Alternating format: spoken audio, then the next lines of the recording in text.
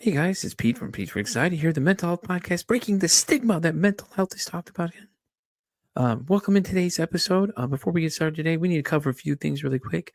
Let's talk about the Pete for Anxiety Patreon first off. It's only $1, guys. $1. What does $1 get you? $1 gets you into the exclusive episodes I am recording currently. I'm actually focusing on certain different diagnoses of things to show you guys what it actually looks like as it manifests in a person. So why not for $1, judges? Yeah, they said $1. I just checked with them too. See, they said it was okay. It was $1 anyways. Let's also talk about the Oracle Talk Radio Networks app. In case you can't be here live listening to me, watching this video, supporting the show, you can listen to it on the radio app. Why not? It connects us live to our 365 radio. Just go to your app stores and download the Oracle Talk Radio Network. You'll see the big old Oracle Talk Radio Network app logo right on there. Download it and it'll connect you to me, 10 a.m. Central Standard Time, 3 p.m. Central Standard Time, to Pete for Anxiety when I'm live doing my thing right here, informing the world and raising mental health awareness. So where are you going to be? 10 a.m. Of course. Come on. We just talked about this. Pay attention for once. Damn. Do y'all know how to listen? And as always, guys, like, follow, and share the YouTube channel. If you guys like what you're seeing, leave some comments, man. We want to know. I want to know if you like what you're on. You want to be on the show? Let me know. Hit me up at PeteVersusAnxietyPod@gmail.com. And as always, guys, enjoy the show. And by the way, did I mention to like, share, and subscribe to the YouTube channel as well? Yeah, okay. I just want to make sure because some of y'all are hard of hearing in the back, may have to yell loud or get a megaphone or something. But, anyways, let's get today's show started. Y'all have a great one. Enjoy. Hello, and welcome into another exciting episode of Pete versus Anxiety, the mental health podcast, breaking the stigma that mental health is talked about enough. My guest today is a burnout coach and a hypnotherapist who helps professionals break free from burnout and reconnect with themselves to create a balanced, fulfilling life. The one, the only, Leonor Carvalho. How are you doing, doll? Talk to everybody. Hi, hello. So it's great to be here today to raise burnout awareness because I've Definitely. realized that even though it's talked a lot, the word burnout is kind of a buzzword nowadays. Most people don't really understand what it means and what are the signs. So I'm really happy to be here to raise the awareness on burnout. I appreciate you Best being I here too. I really do. I think like I said before we started hitting record, that it's not a topic really talked about a lot. And I love when you say buzzword because that's the thing nowadays. A lot of stuff is pretty much a buzzword as you say it, because like what is burnout to people? You know what I mean? Like a lot of people might not be able to identify what it is. So why don't you give everybody a little rundown of what exactly being burnt out is? So, because it may apply to more people than they realize. So we have the traditional definition, Mm-hmm. and but I like to simplify things. So burnout is the result of an excessive or prolonged exposure to stress. So basically, you can see it as your battery just getting smaller and smaller. So the symptoms you are exhausted, even though you're tired, even though you rest, you feel mentally drained. You don't have motivation. It's like you kind of your life energy just goes away, Yeah. and you feel cynical about things. It messes up you. You feel like a void. Although burnout is not considered a mental health problem, it's considered a stress problem. uh, it can evolve into a mental health problem if you Yeah. don't take the steps on time to prevent it. No, I agree. I agree with you 100%. I think that it plays factor because when you're exhausted, you're not thinking, and then your mood gets elevated and, things like that. And a lot of things start playing off one another and it leads to people, just having a quote unquote, have a mental breakdown because they're just like so exhausted and they just can't handle anything. The stress gets to them. So I think it all kind of plays off each other a little bit. I know it doesn't traditionally fall into that category, but it's still a topic I think that people don't discuss, or they kind of touch on it a little bit, and that's really it. And I don't think they really understand what exactly they're looking at when they see it. And I know that there's a test on your website I was looking at that does the different types of burnout. So do you want to give them a little more explanation of like what different kinds of burnout there could be? So there are three different types of burnout. So you can burn out from working too much, like overwork, Mm-hmm. when you're just like working, not taking time of not taking care of yourself, of your needs, not Mm-hmm. resting. Then you can burn out because you are stuck in a job that uh, doesn't makes you feel meaningless, that doesn't give you a sense of purpose. So in a way you burn out from lack of purpose, Mm-hmm. because this creates emotional stress for you. Yeah. And also you can burn out just from like when you feel like you are in a place that you don't have agency over your life, that you don't have autonomy in your work, that like that you just kind of you are worn out. So Yeah. those are the different types of burnout, and each burnout requires a bit different approach. But the one I see the most common is the overwork burnout, I think, because of the people I work with, high achievers. Mm-hmm. And I also seen some and I experienced myself the burnout where you are in a place that doesn't align with you.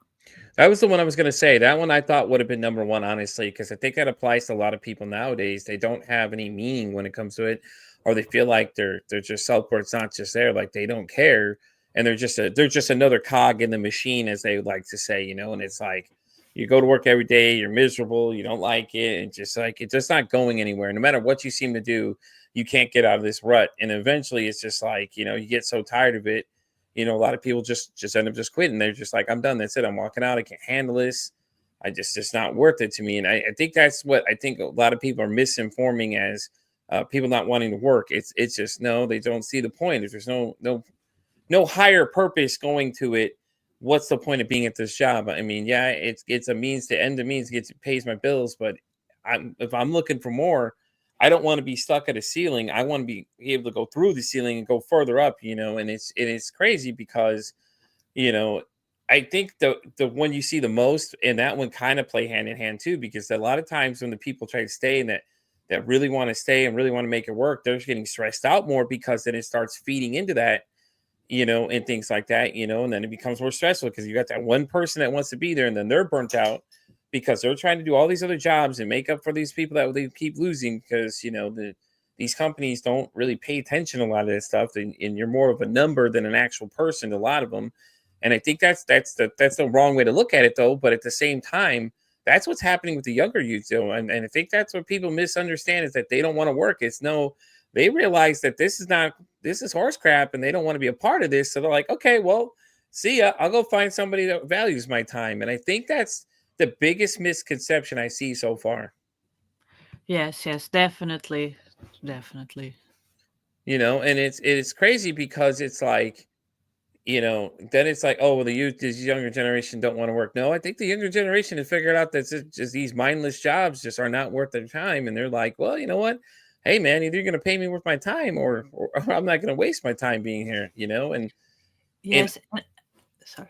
no, you go ahead. No, you're Yeah, good. I Jump in if think you got something. like if we talk about the younger generation, I yes, there is a kind of a more need to feel useful, to do something that you really like. And I think I was just talking this today with a client actually, that it has perhaps to be like previous generations, people were more in survival mode, Yeah.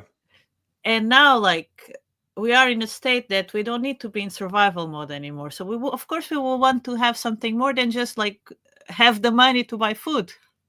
Yeah, exactly. So like the world has changed, but things still continue to operate as before. Like Yeah. No, I agree with you. I agree with you 100%. I think that's exactly what it is. It's just everybody's in survival mode now, and they're just kind of like, I got to be here because I need the money. And at this point, it's like, I think that's the number one thing you get to learn. A lot of people say, well, I'm here because I just need the money. I got to survive. And if I can't survive, and then, this job ain't use to me. So I'll go do another mindless job that I don't want to do and things like that. yeah, so it's a also like try to find out what we like, Hmm. because most people they think success or what they like has to do with money. And most cases when you start to dig in, it's not really related with money. It's Hmm. about something else. Sometimes it can be even like have a family, for example. But Yeah. it's just like important that we connect with what success means to us. Yeah. No, I What agree 100% with you. so that we can at least do something to go us to drive us in that direction. Because what happens, and I've seen this happening a lot, just like you mentioned before, that people like they continue persevering those jobs that are just draining them, and then they do actions out of desperation, like, damn it, like, I'm going to quit, that's it, I had enough. Right. While you can quit, but kind of plan it, have somewhere to go, so that you can actually quit but have already something that you can go to, so that you Yeah. don't get in this position that you are unemployed. Yeah. Yeah. No, makes perfect sense completely. And I know you said a lot of your clients are like the high big movers and shakers. I think they're more interesting too because these guys are programmed to just keep going and keep going. It's like they don't have time for anything else but work. That's it. They eat, sleep, and work. That's all they do. And I think that, a lot of people misconcept that is that they're just like, okay, well, these guys got all this money, so they don't have problems. So, no, no. They've got problems just like everybody else, and they get burnt out just like everybody else because they've got to do all these other high demand jobs that they got to go all these hours and doing all this juggling. And it's crazy to see though, but yeah, I mean, you deal with them all the time though. Yes, and then there is also this misconception that everybody says that if you love your job, you will not feel like you're working, and if you can love your job and you experience stress, Mhm, and mhm. so, like, a lot of people think that they keep on going, they can keep on going because they really love that what they do, that they are very engaged in what they do, but then reality hits them in the face that they do burnout, they do experience symptoms of stress. But because they are taught, they kind of believe that because they love what they do, it doesn't feel like work, they should not be stressed, so it feeds a guilt loop, and is like, it's not good. I see this a lot in the people I work with.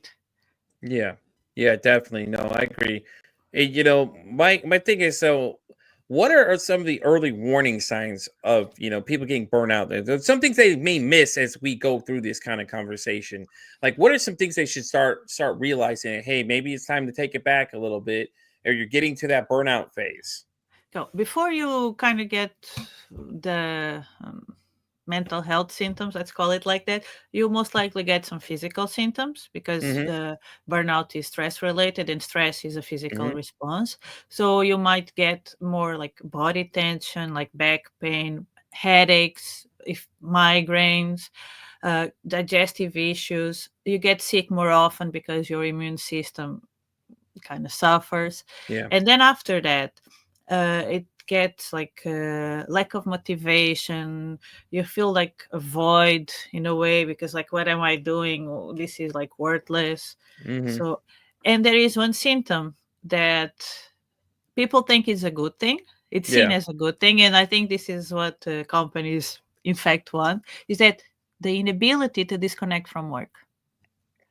So you cannot disconnect from work. You are like obsessed with work, and you cannot disconnect. You are constantly checking emails, constantly like wired to work, like thinking about work all the time. So you cannot Mm-hmm. kind of leave work. So that's, and I think this is seen as a good thing.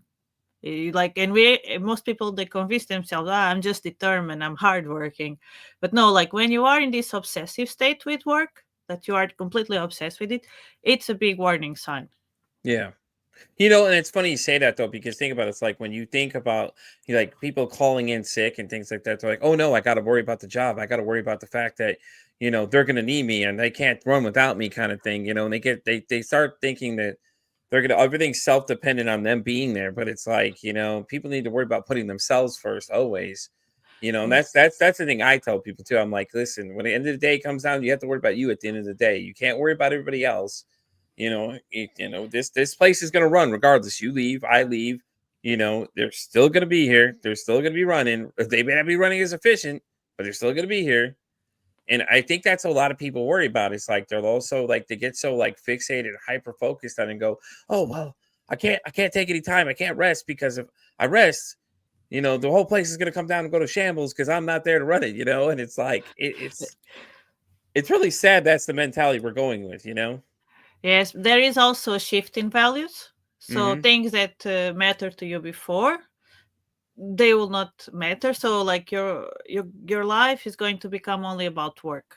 Mhm. Mhm. So there is also, this is another symptom that there is a shift in your values, in what is important to you. Yeah, So and I I could speak on experience really quick for you too, because that's how it was at first. I was like that go getter. It's like, all right, hey, you need something, call me. I'll come in, and I would come in, and now it's like I pulled back. I'm like, no, see, now I'm not coming in anymore like that because I don't. I'm only here for this set hours. I'll come in if I can, but I'm not going to put it out of my way just to change my day to come in and help you fix your problem that you caused. Like, somebody quits or you fire somebody and then you don't have a plan for that person that being, and then it's like, oh, we'll call Peter. He'll come in and Pete will come in and handle this. Don't worry. No, no, Pete's not going to be your go-to guy anymore now. I started pulling back a little bit, and you can see they don't like that because they're like, oh, well, everybody else is coming in. Well, that's everybody else. Okay. We're talking about me right now. I am not interested in doing these extra hours because I have my own priorities now and I'm putting myself first at this point. In a lot of it, you'll see that you'll get those kind of conversations that start like, well, you're not being a team player, but am I not really being a team player, or am I looking out for myself at the end of the day? Like you said, you get too stressed out, you get sick, and things like that, and it's just like then you get like to the point where you're just like you come into work and you're completely miserable, and everything else around you just like you start bringing down the mood of everybody else, and it's just like it's not fun, it's not doing anybody any good, and you working those extra hours, it's like, okay, that's great and all, but like when you're constantly doing it, then you're constantly wearing yourself down. And then it's like when one person gets sick and then somebody else that's dealing with the same situation, it's just like you're just one big contagious field of just illness going around. Yes, and not only that, is that, for example, at least knowledge workers, like, and this is something that I did myself when I burned out, and a lot of Mm-hmm. clients report to me, said, okay, they work a lot, but they are just looking at the computer screen, like scrolling up and down without doing anything productive because they cannot. Yeah, no, I agree. It makes sense. So, So I'm sorry. You go ahead, and finish your thought. I'm so sorry. no, I was just going to say that like working too much is not the answer. Like the most productive thing that you can do at times is to rest, because like you cannot be as productive like as every day, like the same. Yep.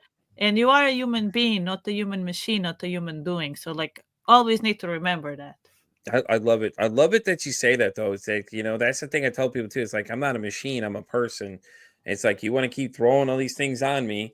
Yes, I can get them done, but I'm just like I'm to that phase now where I'm like I'm identifying that I'm not gonna let them burn me down because I know that where I started, like you said, you always want to work, you always want to do more stuff. It's like you can only go so many days in a row before, you start really just start kind of crashing down because you're human at the end of the day. You're not a machine, like you said.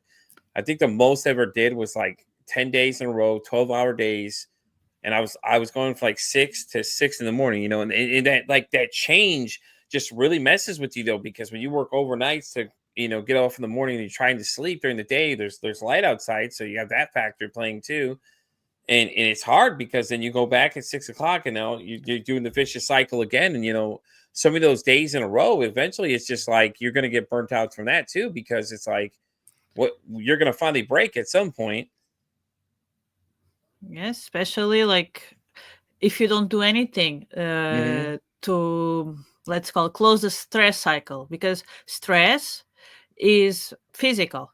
Yeah. So you need to do something to distress. And if you just keep on going, not sleeping, not taking care of yourself, eating junk, drinking a lot of coffee, continue on this, then your body is going to collapse. Yeah, no. And that's going to lead me to my next question to you. So, someone that's trying to recover from burnout, without them quitting their job or taking a long break, what do you suggest they do? Like how can someone do that without having to do those two things? Like, is there like different things you think they should do, or should they obviously work less would be the one, kind of like scale back those hours a little bit. But is there anything else we're missing in that part of that? Yes. So you need to do something to process stress physically. Mm-hmm. For example, you need to do something that signals your body that you are safe. Mm-hmm. So it can be if you have just like spend time with people you like, exercise, but start like with light exercise, because if you are burned out, you'll not have energy for much. Just go for a walk, for example, breath work, do something physical to help close the stress cycle. Yeah. And on the other side, very, very, very important, you need to work on yourself. Like, Mm, improve your self-awareness, get to know who you are, get to know your trauma responses, your stress responses, understand, like, do works toward healing your traumas, because everyone has it mm-hmm. to a degree or another. So because all of this is going to contribute to the way you respond to stress, to your stress baseline levels. Yeah. And you always have to remember that, regardless if you burned out once, twice, or for like how many times, because if you burn out once, chances are you're going to burn out again and again, unless you really work on yourself, because Yeah. you are the common denominator in all your burnouts, in all the situations of your life. So it's very important that you get to know who you are, Yeah. that you like understand your triggers, that you work in managing your thoughts, in understanding your thoughts, because we tend to have very negative thoughts when we are stressed, and even when you're not so it's very, like, very, very important to work on, do the inner work, let's call it like that. Yeah, yeah, and it makes sense. So you think about it, if you start exercising, get yourself into better shape, you'll react different. Even the breathing work's a really good one too. I don't think people know a lot about breath work. Like it's something people should try though.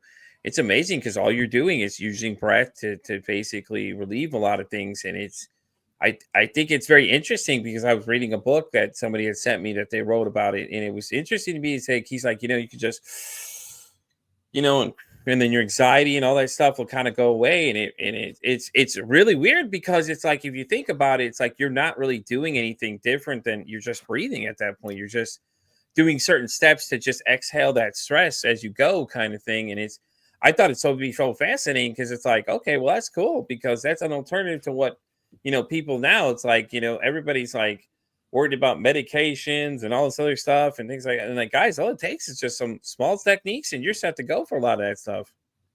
Yes, and like, and it's so easy. Like, I always teach my clients like box braiding, because it's so easy, and you Hmm. don't need to like do anything more complicated, because there are like different breathwork methods. So it just breathe and longer exhales, and you can even imagine the stress going away. If you want, you can like play a little bit with that. Yeah. No, I agree. Listen, speaking of your clients, when it comes to them, what struggles do you see in your clients when it comes to balancing and well-being? Like I know it's a kind of like a yin and yang kind of thing, and especially with those guys in the higher tiers of things, they've got to be juggling like 20,000 things at once. Like they got to have octopus hands just to catch all that stuff. The thing I see the most is, most they feel guilty to take a break. Yeah. So there is a lot of guilt involved in But this. why do you feel like they're so guilty about taking a break? Do they give you a reason? What is the most common answer you get for that? Uh, Most times they don't really know the answer. Hmm. It's just a guilt that they feel, and then Yeah. when we work together, we track it back to some survival mechanisms from childhood, Hmm. that you kind of, your praise when you had good results, that you are like as good as your achievement, these kind of things. So Hmm. people feel guilty to take a breaks, and they always prioritize work and not themselves. So what I make them do is to schedule like free time, Oh, and okay. then Okay. No, just that like, makes sense. That makes yeah. sense. So you have them scheduled like free, like basically plan it to schedule. Which for those guys, it would make sense. So you think about it because their days basically a schedule already. They've got so much thing already scheduled. Okay, well, schedule that free time for you to do whatever else other than work, and you step away and just that's it. You're good to go right in that area. Am I correct? Is that how you're telling them to do it? Yes, yes, just like reserve in your calendar some slots for you to do something else in work. Also, I tell them not to take the phone to the bedroom, like phone outside of the bedroom. Yeah. And this is very common because there is something that people do very often to relax, that they consider me time is to scroll on YouTube, to stay there forever. And especially if you're doing this before sleeping, this is just going to mess up with your sleeping and your relaxation. Yeah, yeah, that's very So true. yeah, phone always outside of the bedroom. That she's like, always recommend phone, get it, take it outside there. I don't care what you do. Get one of those little jail And box things, lock TV it as up. well, like it's not good to have it. Computers, like when you go to sleep, is to sleep. It's not to scroll or to watch TV. Yeah, I like when you say that too because I used to use a TV to sleep. Now I'm like, I'll turn it off because the light really affects me. But when it's off, I'm good to go. And if I go to sleep, it's like I use a lot of like nature sounds and other things, and it's just really relaxing, or something I can just not have to really focus on what's going on and just eases my mind because I already know what it is. Even some music, some like just really light sounding music or whatever, just real mellow, just goes and you just drift off. And before you know it, you're already out cold, you're already asleep, and then you're getting that good restful sleep because at that point the light of that TV, I know the glow of it always affects people, man. It keeps them up all night, and everybody's like, "Well, no, I need it on." You really don't. No, You really don't. As you no, no, just no, said, you no. really don't need it on. Yes, and the same with phones. People like give me the excuse, I needed to wake up. In case you didn't know, like people still sell like alarm clocks I that you love it. just like, in the store. Like it still exists. I have one and I've seen it to sell. So like they still exist. So you don't really need your phone in the bedroom. I could just see it now. You walk over, listen. Hey, listen. See this thing? Yep, it twists. Yep. See, there you go. They can check that out. It works. Oh, you see? Don't need the phone now. Yes. That's awesome. I love that. That's so great though. Let me ask you a question though. Personally, what do you do to avoid burnout in your own life? I mean, you're one helping everybody else, and with what you're doing now, you got to juggle a lot of stuff. How do you avoid it yourself though? I mean, because you've got a lot going on. You're handling other people's burnout cases. How do you avoid it though? So I'm in a fortunate position that I work for myself, so I Hmm. can make my own schedule. Yeah. So I make it that I don't work every day. I at least I don't take clients every day of the Yeah. week. So and I make sure that I have time for myself to do something else Yeah. than just work and to then thinking about work. So but otherwise, like I exercise, I spend time in nature, I kind of read about things like books, actually real paper books that are not work related. Yeah. So like I try to find things that I enjoy doing and I do them so that I can, like, let's call it, fill my cup. Yeah. So the all important question is that how is it that you started doing burnout? Is it something you've experienced yourself and decided, hey, I think I can help other people after I help myself kind of thing? Because it's an interesting area to get into though, because you're coaching people on something not a lot of people talk about though, man. Burnout. I don't think they realize it like we started this conversation with is that, and all that kind of stuff. So what made you want to start coaching people for this specific area? Okay, so I have burned out twice. Mm-hmm. First time 10 years ago. I burned out because of overworking. And it was actually, I was working on a Friday night at home when I realized, what am I doing? This cannot continue like this. Like, I am miserable. And then, like, I went to the doctor the next week and I got 3 weeks sick leave. And that kind of took me into a journey to get to know who I am. Yeah. And then after when I was when in the earliest stages of my business, I took because I could not support fully myself with my business. I Yeah. took a role that was not really aligned with what I do, what I want to do, what I value. Like it didn't really give me anything. I was just doing it for the money. Yeah. Yeah. So that was creating me a lot of emotional stress. But this time it was different because while in the first time when I got sick leave, the only thing I could do in the first week was to lay down in my sofa and look at the ceiling. I didn't have energy for anything else. The Yeah. second time I was able to quit on time before it got very severe and like take care of myself. So having this personal experience with burnout, maybe I I didn't really start working specifically with burnout clients, Yeah. but over time, I start to see a pattern of clients just coming to me with the same problem, which was burnout. Maybe because of my history, I don't know. So after working for like 2.5, 3 years with pretty much just burnout clients, I Yeah. decided, okay, so like I have experience, personal experience. I have professional experience. I have read Yeah. a lot. I have studied a lot. So I'm going to specialize in burnout because I think this is a sign that I should be doing this. You know what I The mean? fact It that just I'm keeps there. keeps coming to you. Yeah, might as well at that point because, like you said, you kept getting clients that just kept showing up with the same symptoms, showing up all the time. Hey, listen, maybe this is something you're onto something, and you were, and it went into a bunch of other things. So I wanted to ask you something. I was on your website. Break the burnout. Now, I know it's your program for entrepreneurs. You want to break that down for people to exactly how that works? Because I was looking at it. I know there's like 6 courses in there, but maybe you could better explain it to people. Yeah, it's a course that I ran live last year for entrepreneurs that will teach you everything you need to know about burnout. Yeah.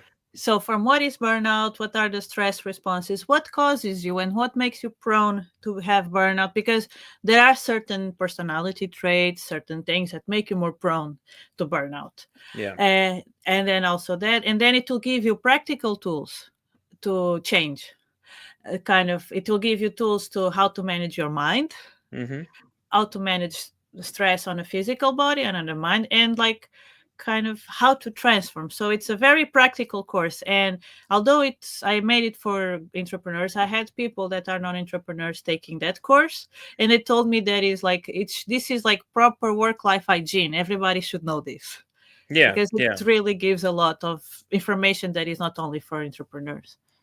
Yeah, that's awesome though. I mean, now you got, the program makes sense. So even you said it's not even for just entrepreneurs, people taking it without that, which is kind of cool to see. And it's interesting because you're refocusing things. So my other question though for you is hypnotherapy. How did you get into that? Like such a fascinating one. And I know it's such a broad topic. Now, do you use that with your clients too? Like to get to the bottom of certain things? Because I'm so fascinated by it because there's like quantum healing and all these other things you can do with it. That it's truly amazing the things that you can discover, when you use that kind of stuff. Yes, I use it a lot with my clients, in particular because the way I work, Mm-hmm. so my one-on-one program, the first part that we do, my framework, is that we work with the inner child, let's call it like that, because that's the things that we experience, the things that we learn in our childhood. For example, this people pleasing, being an overachiever, all these Mm-hmm. things, they will influence our stress, they influence the burnout. So what we do, we I use hypnotherapy a lot to do this. So I do a lot of developmental trauma Yeah. with hypnotherapy. That's so cool, though. I mean, because like I said, hypnotherapy is always fascinating to me because with quantum healing and all these other things, and in the ways you can approach things differently than you can, like say normal traditional medicine. All you're doing is you're using their own mind to diagnose a lot of stuff, and a lot of times you can find out the root of the problems by digging deeper into their subconscious minds and see that hey, these are why the reason they're having these kind of issues. Am I not correct when I say that? Yes, yes, yes. And then we reframe it and we help getting closure and lift the weight of that. Yeah, that's so cool though. I mean, because like I said, that's just so fascinating because the mind, they say we only use a certain amount percentage of our brains, and there's so much more that we could. If we did, we'd have like superpowers and things like that. Now, I don't know if that's real. Listen, that'd be a dream right there. I'm sorry, being a big nerd, I love my superheroes. I'd love to have some superpowers and things like that. But I find it very fascinating because I seen that when we were talking about having when I was talking about having you come on, I was looking at it like that. That's kind of interesting. Hypnotherapy seems to be showing up an awful lot lately, and a lot of people I talk to, and things like that. And it seems to be that's the hot topic area to be in these days with a lot of that stuff because of the different capabilities and things you can discover, and all these different things you can do help people with, and things like that. Just using it, and it's just so simple to do for you. Obviously it's easy, you know what I mean, but it's really interesting how people are applying it to things. Yes, and I also like teach clients self hypnosis. Oh, okay, so how does that work? Now I'm curious. Now how does that work? So you teach them how to hypnotize themselves? Yes, to And what reprogram their mind. Oh, okay, so it reprograms the brain. So what's the purpose of that besides that? It's just like to help them refocus their thoughts or kind of block out things they Yes, shouldn't be thinking. and to reframe beliefs, to change certain limiting beliefs. So I teach them how it's done with affirmations. Yeah. So, but there is a specific way that you write the affirmation to be for yourself, because it needs to be to resonate with you. Like all these affirmations you find written online, they might not necessarily resonate with you, and if you're just saying them, it's not really working for you. And there are certain ways that you need to write these things so Mm-hmm. that you can communicate right with your subconscious mind. So I just teach them how to put themselves in a trance, in a hypnotic trance, and then so that they can say that affirmation and reprogram their mind to change, for example, the limiting belief, I'm not good enough, to I am good, I am enough. Oh, okay, okay, yeah, that makes sense now. Basically give yourself a pep talk in the mirror kind of thing. Hey, listen, and, you speak it. Basically, you've ever heard the term where people say you speak it into fruition, like say, hey, well, today's gonna be a great day. Just say it out loud, and that's just keep repeating it. Today's gonna be a great day. Oh, it's gonna be good. It's kind of like that, similar to that, basically. Yes, yes, yes, similar to that. And also, for example, to help them sleep so that they Mm-hmm. can do this to help them sleep. So, like, it's very nice and useful to do hypnotherapy Well, and self technically, hypnosis. also.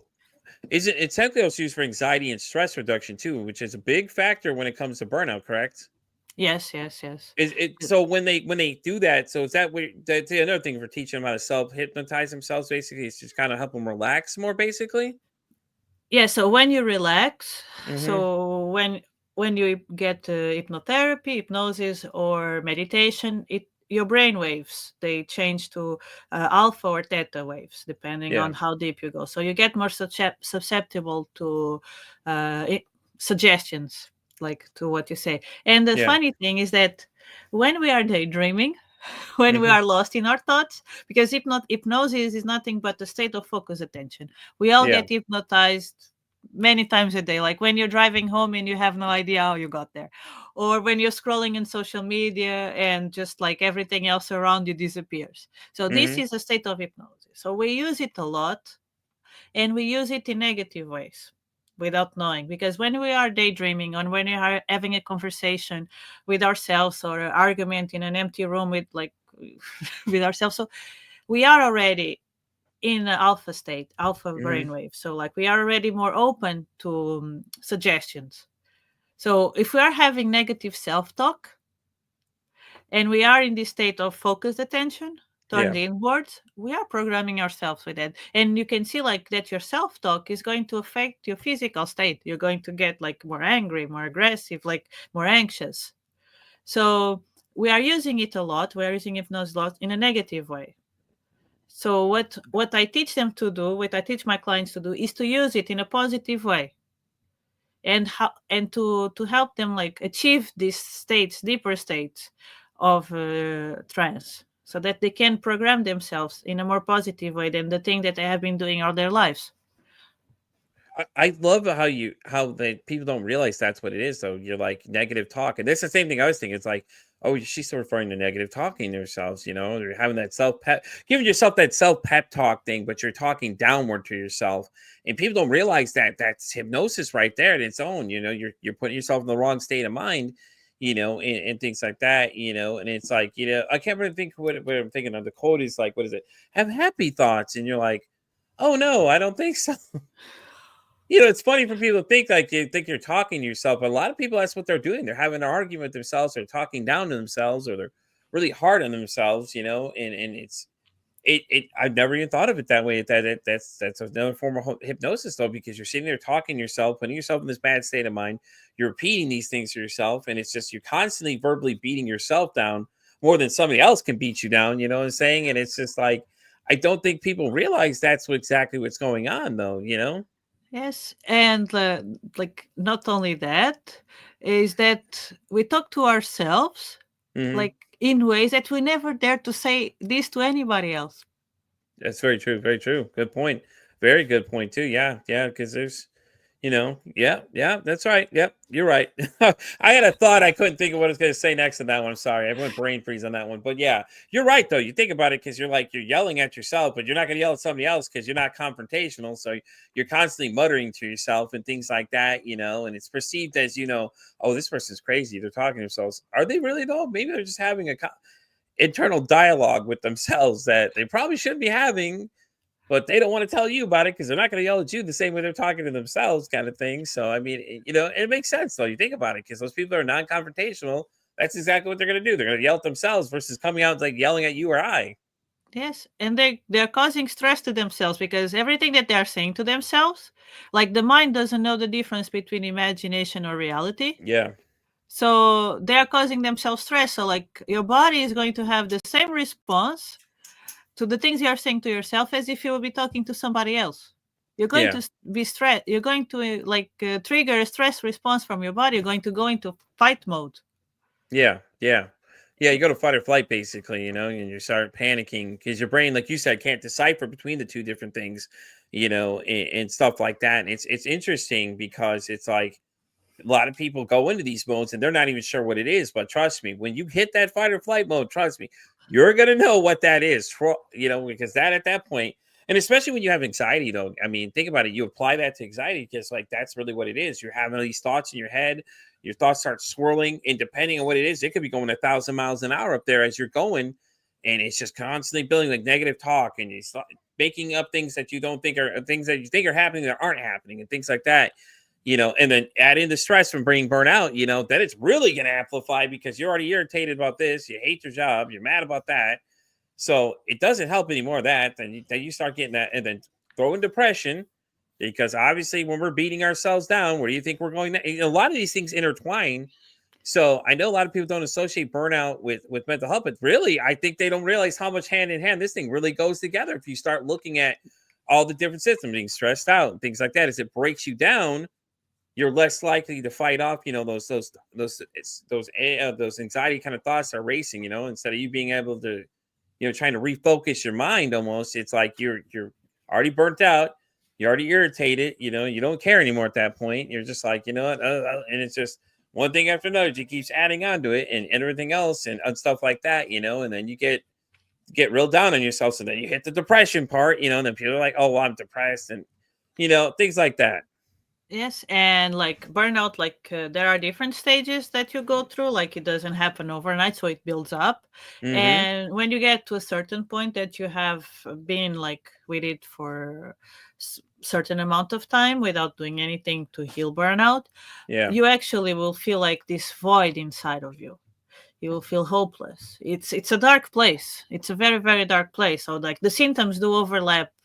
Like if you have been with burnout for a while and you go in and it's already transforming into a mental health problem, the Mm-hmm. symptoms will overlap. Actually, when I went to the doctor when I burned out the first time, when I went to the work doctor, I got done. She did like the way I was diagnosed. I was not diagnosed with burnout back then. I was diagnosed with anxiety and depression.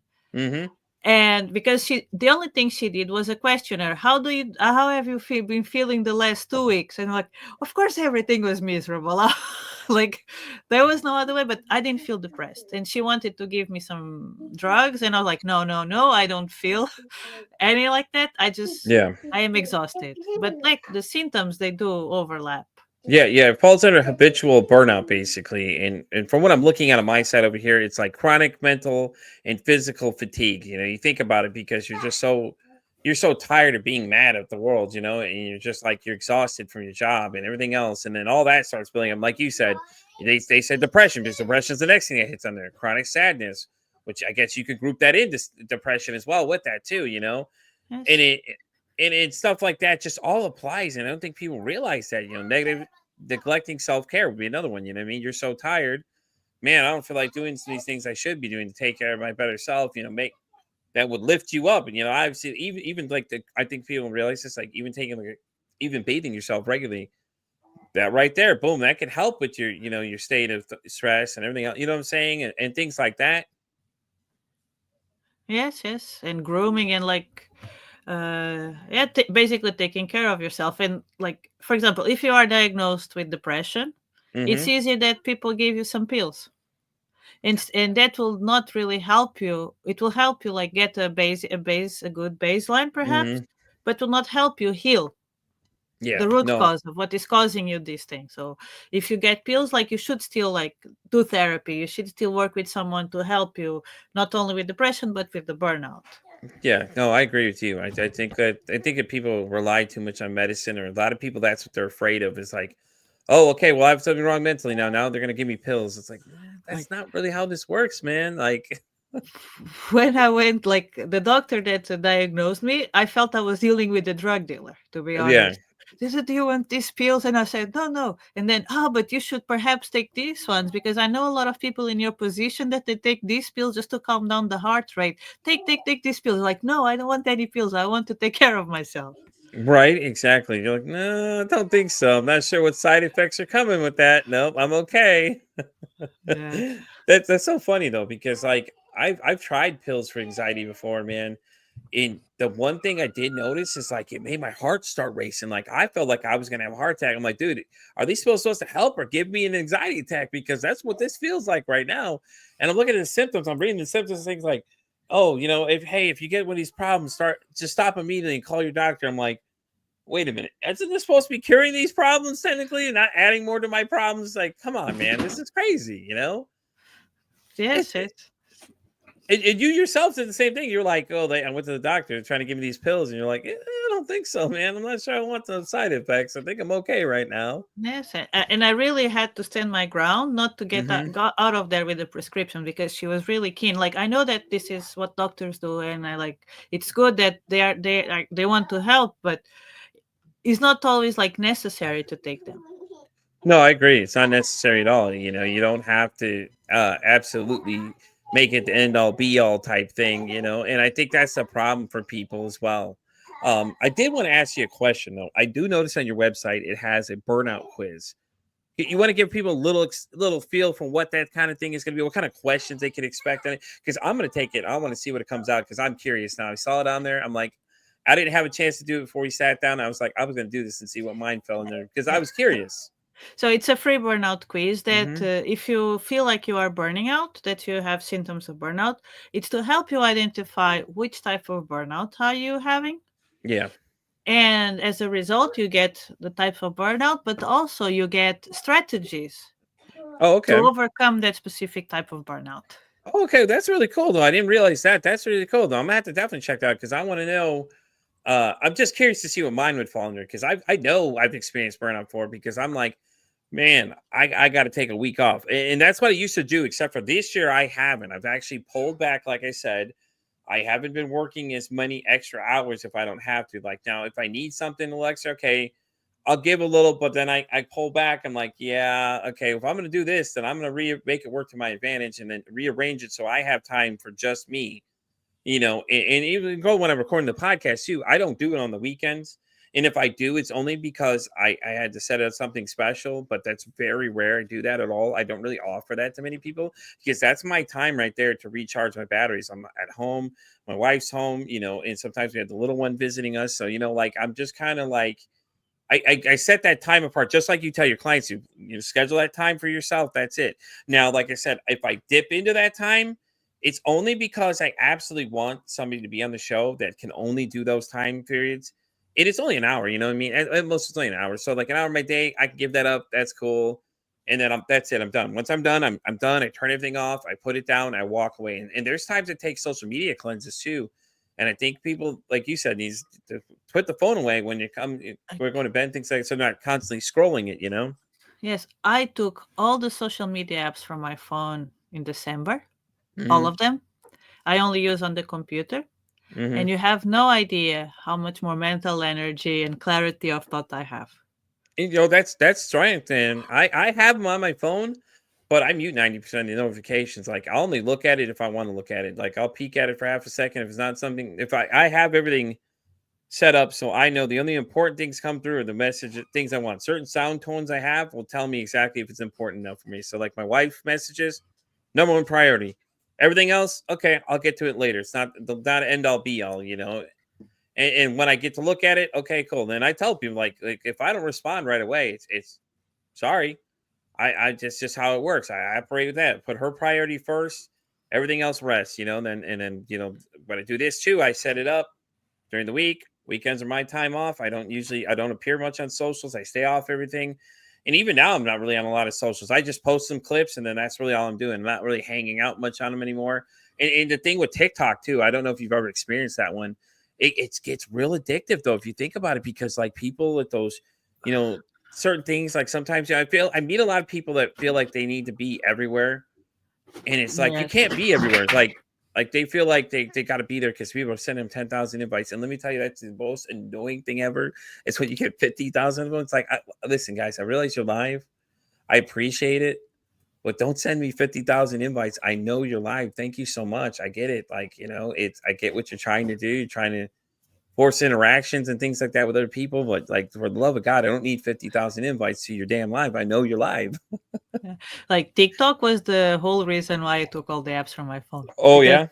yes, I like my main social media is LinkedIn, but I decided okay maybe I will like check TikTok to see if I can like maybe start creating some content here and take. So I was on TikTok for 2 months, kind of just exploring, Yeah. and then I just noticed that you get stuck in there, Yeah. and it's like it's very addictive, and I was like no, Oh, so like I don't want this. I'm on everything. I'll be honest with you, I'm on everything, but I've to the point now I don't really spend a lot of time. Like TikTok, I will sometimes if I'm off and I have something I have nothing else to do, I'll get on and talk to some people than that. But other than that, I really like when I really feel like that addiction's coming. I'm just like, no, I got enough control. I'm cutting it off. That's it. I'm done. And then if anybody asks, I just tell them I'm busy. I don't tell them other reasons. I just say I'm busy, or it's my depression hits and I'm just kind of like, I don't want to really do much else. But the podcast, I'll get up and do because I enjoy it. I love it. This is one thing I do that I don't think I feel like it's taxing to me because it's like great because I get to meet people like yourself that teach me new things every day. I get to have great and interesting conversations with people from all around the world and things like that. And it's the one thing that drives me to get up a lot of times. Other than that, it's like I'll just go back to radio silence, as I like to say. So I don't answer my messages, anything unless it's a priority message I know I'm looking for. I generally just kind of do a cleanse type thing. And even if it's not my depression, it's just I do it sometimes. It's just like it feels so great to have not let it take control of you because I feel like that's what happened. Just like you said, it sucks you in, and then you get so sucked in, and then you're burnt out, and it's like you don't have time for yourself because you feel like, oh man, if I don't come there, then I'm going to disappoint somebody and I'm going to hurt their feelings. And I think you can get burnt out being on social media too. I don't think Yeah, yeah, that yeah. could apply as well. You know what I'm saying? Like people get Yeah. too much of it and they're like, oh well, it's And just like like for anything. yes, like social media can definitely burn you out, especially Mm-hmm. if you're getting a lot of content that triggers you like stress and Mm-hmm. anxiety because that is a lot of fear mongering in social media. Mm-hmm. Mm-hmm. So Yes, I love it. I love it that you said that. Yep. so that's like definitely it. So yes, like one should be very careful with the type of content, and the same thing with news. If you read news all the time and have to know everything that is happening, that's like a recipe for anxiety, for burnout, for all kind Mm-hmm. of problems. So Yeah, because you're be stressing yourself informed, out. yes, but you don't need to know everything. Like She's like, go you sit don't. there. She's like, leaving this news on every day. CNN is not real news, guys. Chill out. Just sitting there, just watching the tickers go across. Oh shit, something's happening. I gotta watch the tickers going across the screen right now. And stuff like that. So yeah, I get that. That makes sense. So it is funny because I think that's another way too. It applies to it's burnout. It could be social media be a burnout too. And This it's rough because then you have those people that start commenting things, and it's like once you put content out there, then you got people commenting, and it's like then that it starts affecting your brain. You start stressing out because you're like, oh God, what is someone going to say when you should really don't even care what they have to say? yes, it will cause you like emotional stress a lot. Mm, First, if you get likes, if you don't get what people are saying, what you see, like it's like one should be really careful with their social media consumption. oh, I agree. I agree 100% with you. I like to call it emotional terrorism, honestly. Yes, If you think about it, it holds you hostage, like you said, you're like, you feel obligated to be there. And you're like, well, fuck. I mean, like, I got to be here for this. And it's like, no, I don't. I have to, you have that constant internal battle, like, oh no, I'm going to disappoint people. And I don't really care. And to me, it's just like, I don't care. Like, I'm there, I'm not, I'm busy. and Like, don't expect me to always show up because I can't guarantee I'll be there. on that note, there was another thing that also led me to remove all social media from my phone Mm-hmm. is that I have small kids, and I start to notice that Mm-hmm. it was just kind of they had to compete with social media for my attention. and then like my mother was here over Christmas, and she just told me the same, like, oh yes, kids nowadays they really have to compete with the phones for the parents' attention. And the moment after, she grabs her phone and she goes on Instagram, and I was like, while the kids were trying to talk with her, and I was like, okay, I'm done with this, enough. I am not like, I'm not She's like going to you just traumatize my she's like kids more than they need to be. she's like you just said the same thing, Mom. What do you mean? You know, you're doing the same damn thing. But this Oh is my like, god, that's great. I've seen this pattern in more people, and I Yeah. was like, okay, I'm not going to traumatize my kids more than they have to. So like, I'm going to be present for them. Yeah. I'm No, not I going get to. that 100%. No, I get that. That's great though. I mean, and it's great you can pull that away from that, situation. And it, like I said, it feels so great when you don't let it control your life, man. Because I was at that point. At one point I was like, oh god, I gotta show up for everything. Now I'm like, nope, I don't care anymore. Sorry. Once I say I'm done, I'm done. See you later. If I'm not there, I'm not there. I can't promise.